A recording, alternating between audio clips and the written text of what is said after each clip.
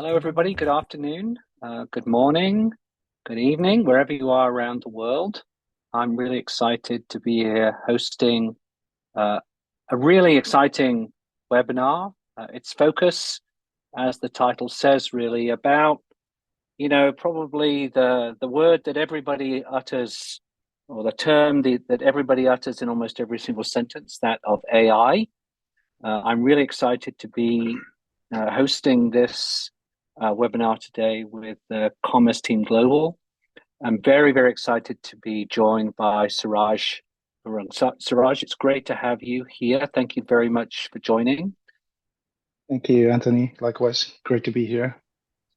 And we got a lot to talk about, a lot of really exciting things about, I think, the story of one that we both believe in, which is the better together story, that AI is bettered by human engagement, and equally human engagement can be bettered by AI. Absolutely. So with that said, I think what we're trying to sort of convey and discuss within this webinar and what we would consider are the key takeaways for today's session.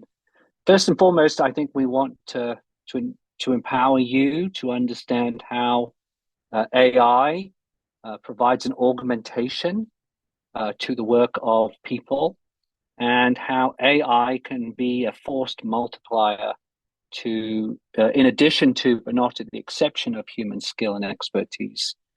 We're going to talk about, our impressions, our ideas, customer examples of how, AI has been engaged into an organization and how it's equipped the team around certain tasks that have yielded significant returns. And we're going to talk very specifically about some use cases, things I think that we believe and we're seeing in our customer bases that define the sort of optimal use cases. And actually, AI in many ways is a benefit to the teams, to the people. It takes away some routine, mundane tasks and allows that team to focus on more interesting, more work that differentiates them, work that drives sales, that drives product sales to the bottom line. So hopefully we'll get to cover all of those things as we go through the presentation. For those who don't know who we are, let me take a second and share with you a little bit about Amplience. As the chief exec of Amplience, I'm incredibly proud to head this company. We're a company that really, our mission is to helping customers sell their products through the most, I think, differentiated shopping experiences. And you might have heard a lot about product and shopping. It's really our passion. We are not a content company for content's sake. We think of our content as having context. And you can see here a selection of some of our customers. They're the largest brands in the world. And we help them get the right content to the right device at the right time, whether they're doing sort of multi-channel or increasingly omni-channel experiences. We serve all of the content items all the way up to until you hit the shopping cart. Now we're serving product images within the shopping cart, but we're not the e-commerce platform. We're a complement to that e-commerce platform. We really consist of sort of four main pieces of functionality. Starting from the left and working my way across to the right, we are more than a CMS. We start off with a product, a database of content, and this is where customers load all of the sort of approved content, where we store derivative content that may have been created by a marketer or a merchandiser. But there is a sort of single source of truth. There's a tool that helps people catalog, search and find, to retire certain content through a set of different processes. That content is then made available to our content management system, or CMS. And this is where the marketeers and the merchants pick the content up from the different repositories, and they start to model it. They start to build it into their ideas, carousels. They sort of think about product detail pages. They think about blogs. They think about navigation, all of these kinds of things. They want to know how to schedule the content into this site. They want to understand personalization, internationalization. They want to really sort of start to use some sort of extensible behaviors like shoppable content, where images on a particular parts of an image on a particular image, some may be shoppable, some may not. Then the third part of our platform is they want to get the content out to the edge as productively and effectively as they possibly can. They want to use open standards to sort of describe their content. They want to make sure that their content is continuously optimized for things like page load times, response times, latencies. And uniquely, we provide a content delivery service as well as the underlying infrastructure. Now, in a headless environment, the common term given to these projects, there are lots of integrations, lots of permutations and combinations. And so we document and make available all of those integrations. We standardize and productize those with the popular e-commerce vendors, but we also make sure that any work that we do or a systems integrator does is made available to our community. As I said, we are lucky. We don't take this for granted. We are the back end infrastructure for content for the world's largest brands. I'm so excited to sort of have slides like this, and I'm fortunate enough to spend time with some of the leading CMOs, the leading heads of e-commerce for all of these particular brands.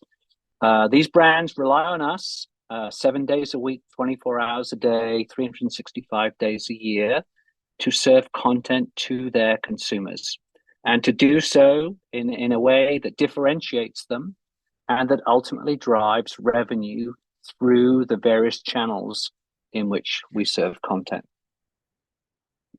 So let me hand it over, Suraj. I'd love maybe for you to spend a few minutes just telling everybody a little bit about the commerce team. Absolutely. Thank you, Anthony. Commerce team, who are we?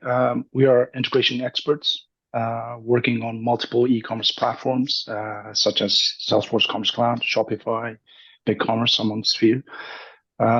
We integrate these platforms with, highly specialized solutions such as Amplience from content management perspective to many providers within the payment space, and integrating these to the backend systems as well. We work with our clients to find the best solutions that solves their particular challenges or needs, and we also work with our network of partners to help test new solutions, understand approaches, be involved with the whole beta programs and so on. So we are there first so that we can understand it. Therefore, we can bring it to our clients. So we're essentially the conduit that ties the platforms with the various technologies that are out there for our clients' needs. And in terms of brands that we work with, so these are some of the brands that we're working with based in the UK, US, and across the globe. And again, similar to Anthony, it's whilst we're new, quite new, it's really, when you see these in the slide decks like these, you do feel a sense of pride. And we do everything we can to make sure these clients are always getting the best service. Yeah, no, that's great. Well, part of the session today was really to talk about artificial intelligence. You can't really have any kind of conversation these days in our industry without it coming up. Suraj, let's talk a little bit about it. The title of this section is AI Augments, Not Replaces. Yeah. Talk a little bit about your view, your company's view, your experiences around the basics of AI. Yeah, absolutely. So what I've seen, at least from our clients' perspective, or a lot of the people that we're engaged with, not everybody has AI experts in-house. Therefore, we are, including myself, we're starting from base, at the ground level, right? So in order to tackle that, I think we need to start with the basics and really understand what AI means for you personally, as well as your organization. So I think one of the first things that we probably need to address is the AI misconception, right? that's portrayed through media, through news, through social media, and even Hollywood to a certain extent, right? So we need to really understand what does AI mean for us individually as well as the organization. How do you do that? Well, foster open discussions. I don't think this is something where, hey, only the certain leaders in your organization is going to be involved, but getting all of the a lot of people from various departments involved is going to be key because everybody's going to come with their own views, their own emotions for this. Some are going to be excited, some are going to be curious what it's going to do. Some will see some opportunities, maybe a little bit of side hustle, and some will come with concerns. And what that concern is, will it take my job? And those are all very valid emotions and viewpoints that various people are going to come with. So I think it's going to be really important that the discussion happens and the involvement from the diverse group of departments is absolutely critical as well, because what a merchandising or e-commerce team department needs versus what a fulfillment or IT needs is going to be it's going to be different. So having these sort of different departments involved in the discovery process of AI, what it means to your organization is going to be absolutely critical. I think the probably the main point here is doing nothing is not an option, I think, at this point in time, because your competition is going to do something and you will be lagging. So it's sort of, yeah, it's interesting. It kind of reminds me, Suraj, of like the web, where people were like, well, no one's going to buy, fashion online. No one's going to buy furniture online. And people, I think, denied it. People thought that it was a niche, that most people would shop the way they've always shopped. And many companies chose to sort of put, the web on the back burner or to have it as a fringe project. Yeah. And those that embraced it, I think, did far better than those that didn't. But talk more about, what recommendations you give to your customers. Yeah, absolutely. So one of the key things, especially if you're short on resources, short on expertise, one of the things we keep preaching to our clients is, leverage the partnership you have. You may be on Salesforce, Shopify, but all of these guys have a AI strategy. They have AI roadmaps. Get involved. Even as companies like Amplience, you guys are doing so many great things within the AI space, leveraging generative AI and so on. It's about getting involved and asking the right questions and ask if there's a beta program, get involved and experiment. And I think that's where we probably see a little bit of where people are not utilizing that option as much, and especially when you have that lack of knowledge in house, definitely reach out and make use of the partnership. Experimentation, again, there's 101 solutions out there. It's scary sometimes how many AI solutions are out there nowadays, and trying to figure out which is right for you is going to be a tough challenge. And understanding your use cases is going to be really important. And based off that, go out and start experimenting with tools that are that you feel is going to resolve your specific use case.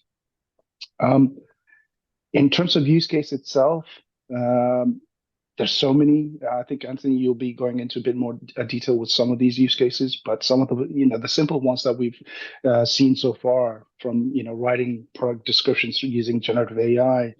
Nowadays, even creating banners on the fly within matters of seconds, right? As opposed to back in the day, you had to give a brief to your designers, wait a week for it to be churned out. Those days are numbered, essentially. Even to the point of writing HTML in certain instances. The quality might be of a questionable item, but you could technically write the HTML as well. I mean, one of the things that I came across, Anthony, was the study that was done by MIT, and recently the impact of generative AI on highly skilled workers, and it stated that it can increase the workers' performance by as much as 40% compared to workers who don't use it. So I think this is, adapt or get left behind. Yeah, exactly. Exactly. Well, so let's talk a little bit about us and Amplience and our view on AI. As you said, I think now the studies are fairly conclusive and Mhm. incredibly compelling that that yes, there are tasks that today human beings are doing that AI can do far faster and far cheaper and at a greater scale than a human being can do. And I'll talk about a few of those examples. I do think that we're seeing, as you said, a significant increase in user performance by using these tools.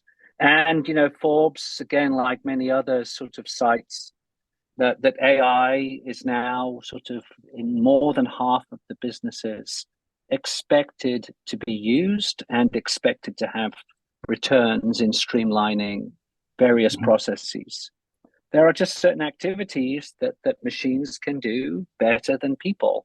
Um, the most important thing, I think, is to recognize when a machine can do something, when a person can do something, and now this significant middle ground of when a person and a machine can do something together. You know, for us, what we saw really as the exciting opportunity for AI was not to to sort of challenge the content opportunity that's served today by the creative team. Content that lines up to sort of known activities. Um, I think brands are very good at creating briefs that run up to a particular event, like Valentine's Day or Cyber Monday, Black Friday, or a particular season or a particular launch. What we really see the opportunity for AI to do is to enrich that content, to enable people to create derivatives of that content, to enable sort of the marketing people and the merchandising people to take advantage of unscheduled events or sort of dynamic opportunities, opportunities that may not have been in the schedule, opportunities where they need a rapid turnaround to take advantage of a particular opportunity that maybe social media drove, but an opportunity that may be better described as a local opportunity, a sporting event or a concert. Changes in the weather are all equally significant opportunities for brands to adjust, and they need to adjust in real time. And the traditional processes don't lend themselves well to that. The traditional tooling that the creative people use are challenging. They're expensive, complicated tools that require a tremendous amount of time and learning. And today we see AI as creating a sort of an opportunity for us to democratize the content creative process, not to replace it, but to enrich it, to enhance it. We see augmentation across a number of different areas, simple, what we would call tactical injections of AI that just help the users be more productive. Everybody has that sort of blank page problem where they're asked or they want to quickly generate some particular content for a blog or for a particular activity, and they just don't have a capability to do something. Our customers are sort of trying to write content that ties their particular products to a particular activity or a particular season or month. And they want to basically start to write things and have AI write a good starter for them. They want to adjust it, tighten it up, and then have AI do it again. One of the biggest use cases we've seen is really around alt text. Alt text is that sort of alternative text that in the US and soon to be in Europe is a legal mandate that allows it that the mandates that a brand describe their content in text for people who have poor or limited eyesight for accessibility purposes. There's lots of content that needs to have both keyword and SEO analysis to write those particular keywords. Lots and lots of brands have long tails of content that they use to for Google to understand so that they show up higher in the search rankings, but they don't have the manpower to go through all of those. There's simple things like title generation, there are some really nice things you can do around image manipulation. We ourselves had a feature in our product called Shoppable Media, where let's say you see a particular image of a runner stretching on a bridge before or after they've done their run, and there's the shoes on that particular model and the running pants on that particular model are what we would call shoppable. And you want to tell the system to have some behavior when the potential buyer clicks on or rolls over that particular part of the image. We used to allow the person to sort of draw their own little polygons around the shoes or put an XY coordinate. Now we have AI look at the picture and tell us what's in it, and then allow the users to automate the shoppable elements of that. A lot of things around sort of banner creation. A lot of times our customers get sort of a particular image from the creatives that's on a particular format, and they want to stretch it out to be a banner. They may have particular content shot in a particular winter scenario, and they want to put that content in the spring or summer scenario. There are all of these wonderful augmentation things that we see as really simple, low-hanging fruit, opportunities that can fundamentally improve the productivity and output of your content management process. And Tapestry, a company that owns Coach, Kate Spade, and Stuart Weitzman, has deployed Amplience for its content management system, and has now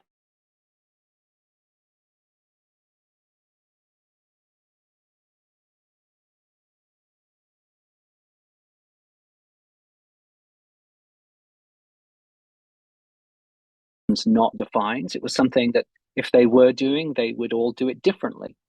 There wasn't enough consistency, but a machine can be trained to write the alternative text in the context of the product, in the context of the image. And all of this can be done as part of the content process. So the problem of people not wanting to do it, not doing it well, has now been replaced by an AI model that does it consistently and for every single image. While they're doing it today in part of their generic flow for content, what they want to do is just ask us to generate alt text on every image upfront in batch. They want to extract that problem from the workflow and let the machine do that job without the users ever having to worry about it. So the brand now has conformance, compliance, and better consistency in the output of its content. So let's talk about what sort of tools are available that sort of the business needs. Look, this is a sort of a typical flow chart of the sort of the content creation and publishing process. You can see that sort of lots of different people get involved with backwards and forwards review processes.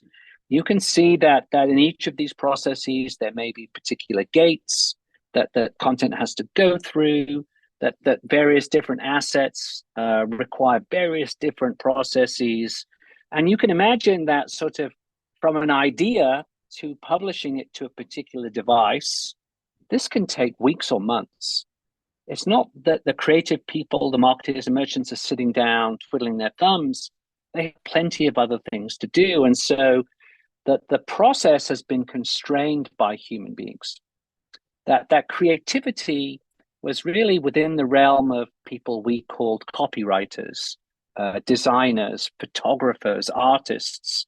And we only had so many of them. Many of our customers collect content from various different suppliers and find it increasingly difficult to create uniform, engaging customer experiences. The PGA Superstores of America just recently went live with Amplience, and one of the things they asked us to do was to normalize all of the backgrounds on all of the products. They receive images from Callaway, TaylorMade, Nike, Titleist, and they all come to them every month in slightly different formats with slightly different backgrounds. And so you can imagine if PGA Superstore wants to create a carousel of the best drivers, it can't have a sort of a Frankenstein experience. It wants to normalize.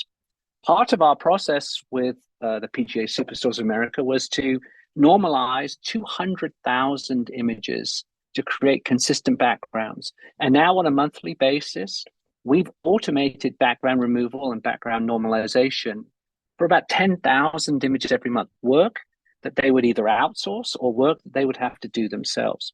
So what do we think can happen to this, right?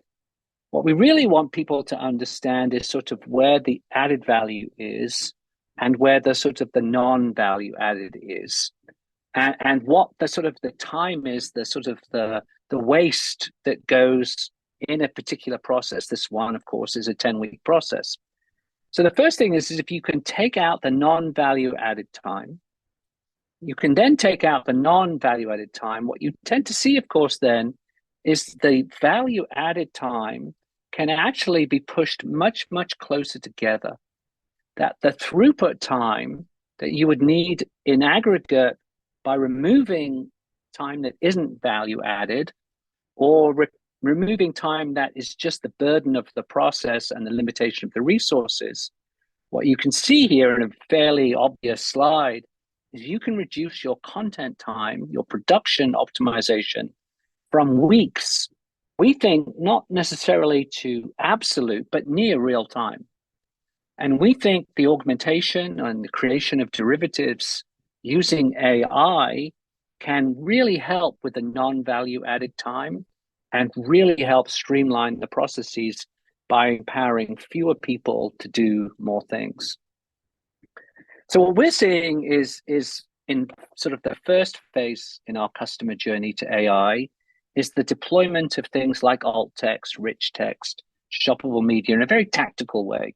I have this process, and within this process, I need to do this job. Can AI do this job for me? If it does it well enough, I can remove that burden from the particular user. But what I wanted to talk about a little bit is where we're going, which is the strategic AI angle. I am of the opinion, and we're starting to see this, that AI will disrupt and democratize the very, very core process of content creation. Content creation, as we know, is very expensive. It's unable to respond to these real-time events. And it's our opinion that AI will empower these marketers and merchants to create content in near real time and focus it on these what the industry calls bottom of the pipeline opportunities, changes to the PDPs, changes that may be affected by social media, changes that may be affected by weather, by sports, by location, by segmentation. What we then see is that the AI models, these large language being models, are incredibly powerful and incredibly, charismatic. They can do so many things. But why we exist is because the generic AI models do not understand a brand. They don't understand a product. They don't understand a customer segment. They don't understand the context of a particular location. These are things that the models cannot do, and you will not want to give them your product launches. You will want to make sure that what is critical information stays within your own organization, but you want to empower these people. Two great examples. We took a product description from Crate and Barrel of a Polywood Paso white outdoor Adirondack chair. We asked a particular AI tool to render that chair on a patio by the ocean in the summer. The image on the right is what it gave us. It's a beautiful image. It's completely made up. That is not a photo. That is a made up image of a chair, a deck, a patio, and the ocean. It's pretty obvious to see, though, that the chair that the AI tool generated is also made up. It's not the chair that Crate and Barrel sells. So for Crate and Barrel, product accuracy is the defining factor between using AI and not using AI. Similarly with Tom Ford, we took a Tom Ford product and we asked it to be rendered on a model wearing that gown on palace steps. Again, the image is totally made up. That is not a real person. They are not real steps. And sadly, so is the dress, the gown. So AI lacks this layer of context, and it's that we at Amplience are building. Now, we take this very, very seriously. We're not just throwing you into the ether and wishing you the best of luck. We think the difference between AI and great AI is really the applicability. You have to do something with the AI that solves for a particular business case or a problem. You have to do it in context. It has to be brand aware. You have to give the AI, you have to maintain the guide rails so that it understands your customer, it understands your product, your service, it understands who you are as a brand, the kinds of images, the kinds of text, the colors, the fonts. And it has to be of high efficacy. It has to actually work. And so for us, when we're building AI, we always go through and evaluate our investments in engineering and product against these three very, very important values. So then how, I think, can AI act as a force multiplier? How does it work? How does it actually generate more output than the necessary input? Well, for us, we looked at our platform, the asset management platform, the CMS, and the delivery service. And we chose to basically today we use about 16 different models.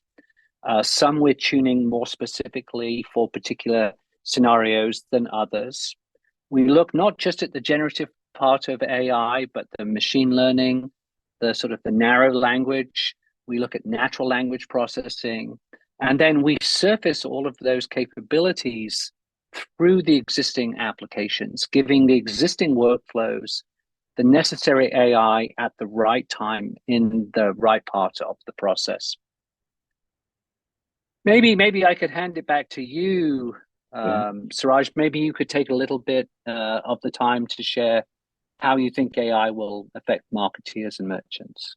Absolutely, Anthony. It was really great to hear all of that roadmap and what Amplience has been doing. So, hence the reason saying reach out to your partners and find out what's going on in their ecosystem. So, right. I mean, from our side, the areas that we are seeing will see impact on is the productivity boost. For precisely some of the examples that you gave, tasks that are prone to high issues or mistakes, getting that automated through AI, and handling repetitive tasks, for instance. I think those are where we will see a massive gain in terms of freeing up the marketeers who are probably trying to do 101 things at the same time, right? Multitasking on multiple levels, therefore not giving the right level of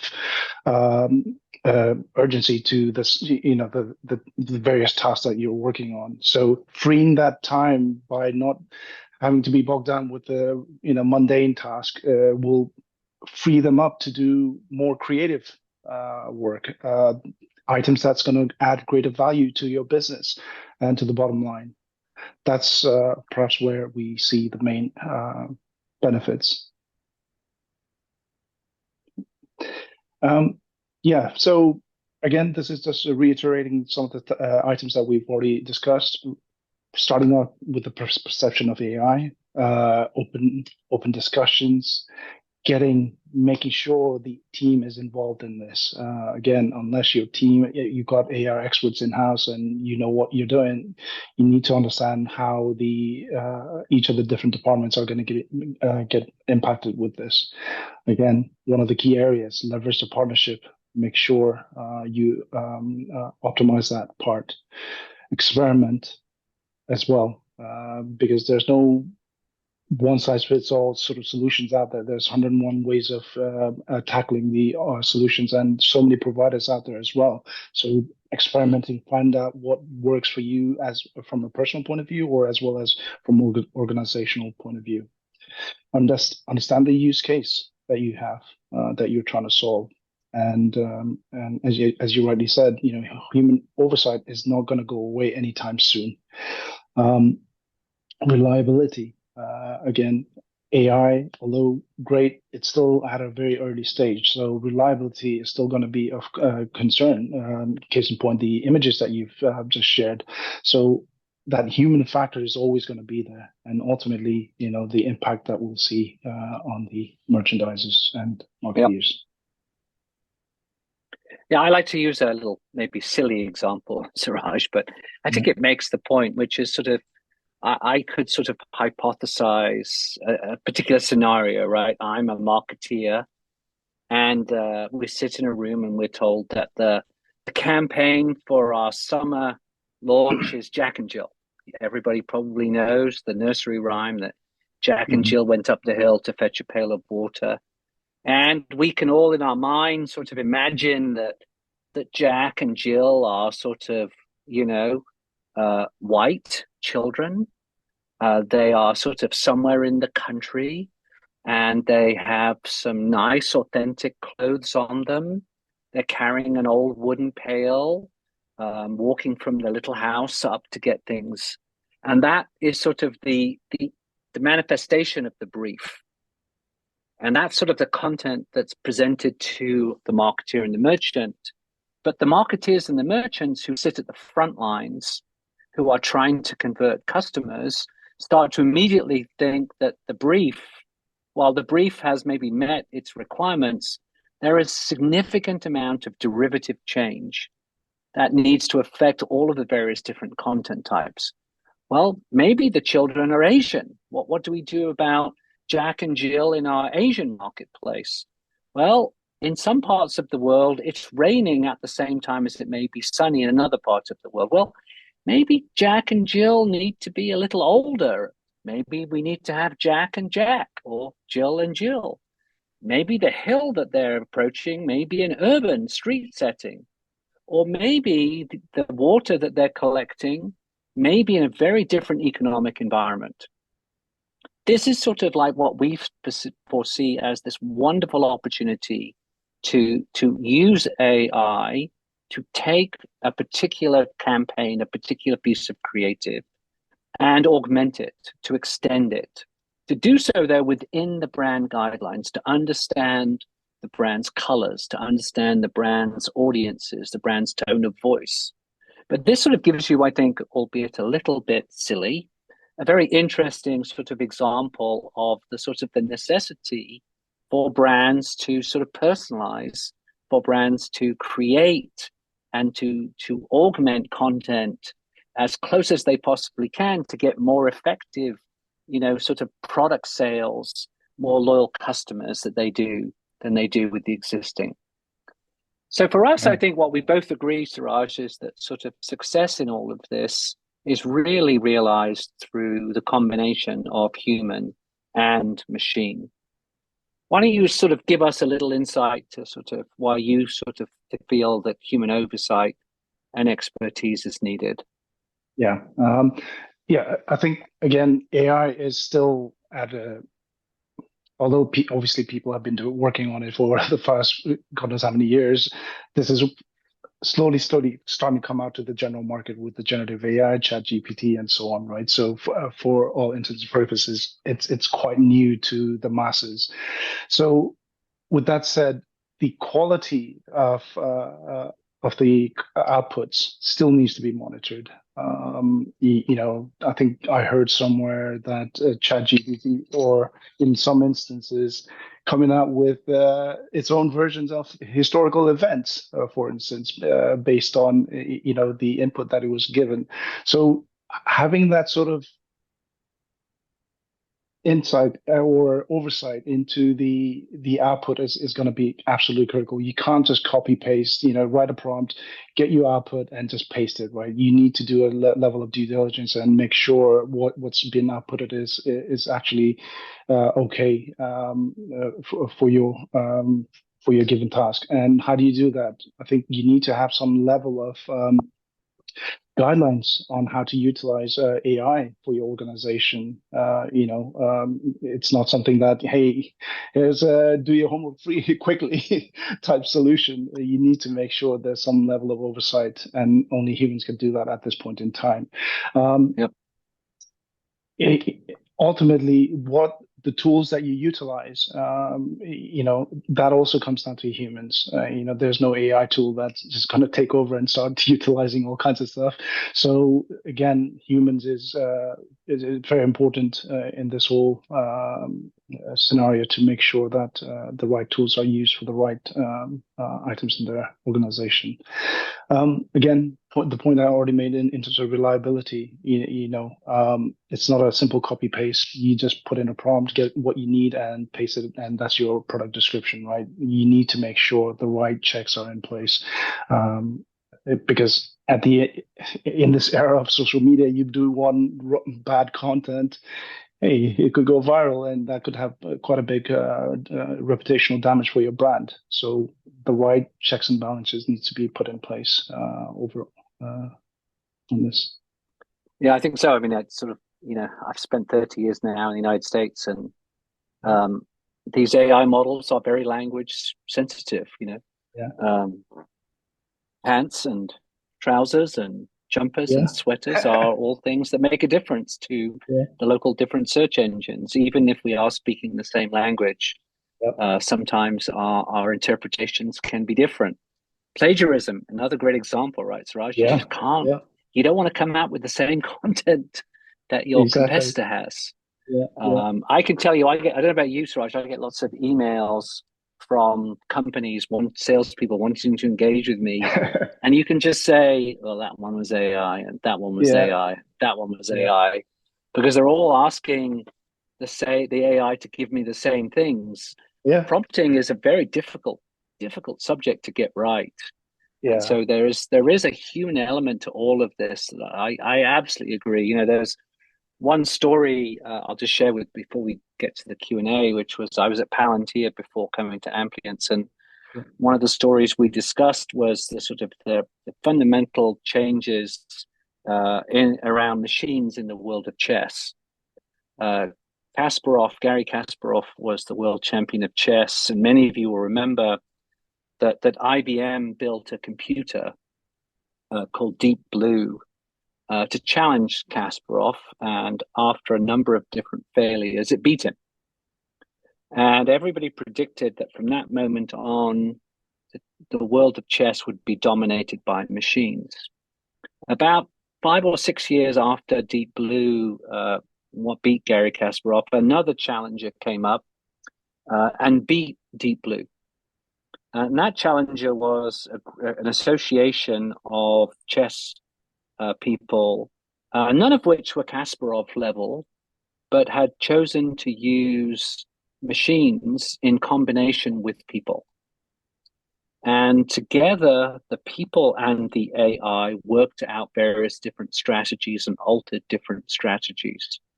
This was based on commodity hardware, on PCs. They didn't need supercomputers. They didn't need public clouds.